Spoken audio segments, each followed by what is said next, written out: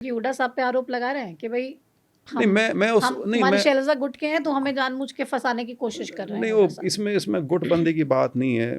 कई बार आपको सर्कमस्टांसेस के हिसाब से भी सोचना पड़ता है। जर्नैल सिंह जी कहते कुछ ही हों, लेकिन उन्होंने इस क्रॉस वोट के बाद जो मुख्यमंत्री के कसीदे पढ़े हैं, किस लिए, उसकी क्या आवश्यकता थी? पहले दिन से या तो ये स्टैंड रखते कि मैंने बिल्कुल नहीं किया, गलत है, लेकिन वो तो मुख्यमंत्री की इस तरह से प्रशंसा कर रहे थे जैसे उनकी खुद की पार्टी के मुख्यमंत्री हों। इसी तो तरह मतलब से कैसे करनी चाहिए इसी तरह से मुख्यमंत्री की प्रशंसा? रामकृष्ण गुर्जर जी ने जो जिस दिन ये वोट डला है उसी दिन जो उन्होंने इस्तीफा दिया है, मतलब अगर साफ मन होता तो अपने आप को डिफेंड करते पहले, बजाय इस्तीफा देने के।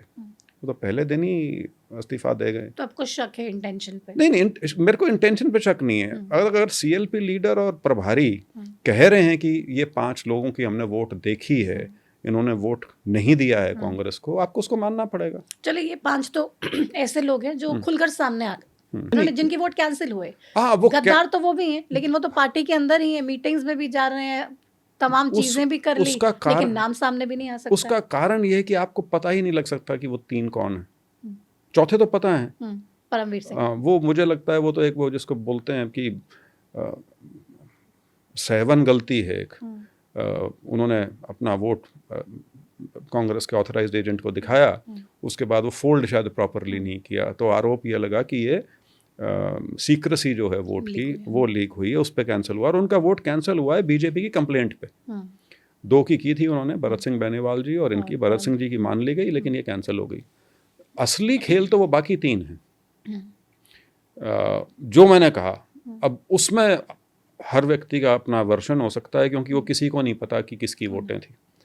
अगर वाकई वो कोई बिंदी लगाई है तो हो सकता है वो हमारे ऑथराइज्ड एजेंट्स को नज़र भी ना पड़ी हो उसके ऊपर, तो उसके बारे में मैं किसी भी तरह लेकिन का, वो कह रहे हैं कोर्ट का रुख करेंगे, जो हमारी वोट्स कैंसिल की है उसको लेके हम कोर्ट में शिकायत करेंगे, लेकर जाएंगे कि नहीं वो तो ठीक है, तमाम चीजें की। लीगल ऑप्शन आपके पास हमेशा रहती है, वो तो आप एक्सरसाइज कर सकते हैं। लेकिन इस चीज़ में तो कोई शक नहीं कि 5 ने तो क्रॉस वोट किया है। लेकिन 3 के वोट भी तो कैंसिल हुए। देखिए संख्या बड़ी खूबसूरत है। उतने ही वोट क्रॉस और कैंसिल हुए हैं जितने की बीजेपी को आवश्यकता थी। जो मैंने कहा कि वो एक जो बीजेपी का कैंसिल हुआ, वहां से वो उनका खेल बिगड़ गया।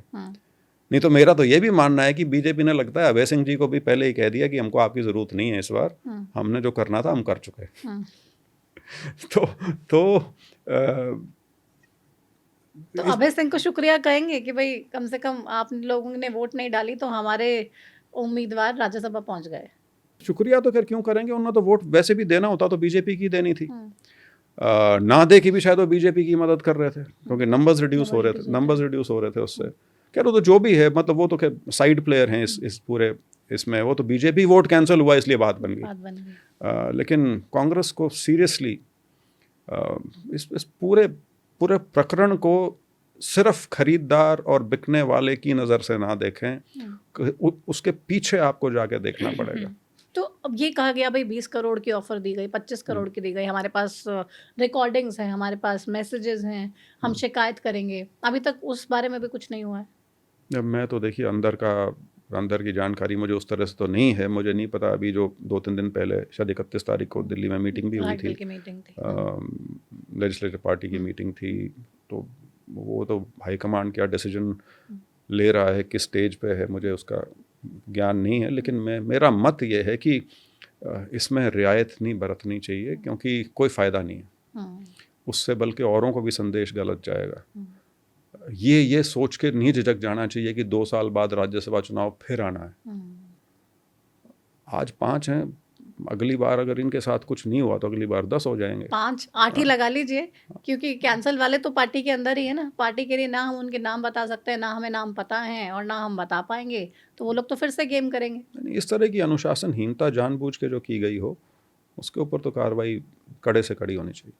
तो हर कोई हुड्डा साहब को लेके क्यों टारगेट कर रहा है आजकल कि भाई इनकी वजह से ये हो रहा है, या फिर ये जो लेके चल रहे हैं अपने अपने नेताओं को देखते हैं, अपने अपने विधायकों को देखते हैं, बाकी सबको अटेंशन नहीं देते हैं, बाकियों की सुनते नहीं है। नहीं, वो चीज़ शायद पिछली बार के राज्यसभा चुनाव पे तो लागू थी, इस वाले पे तो ऐसा कुछ नहीं था।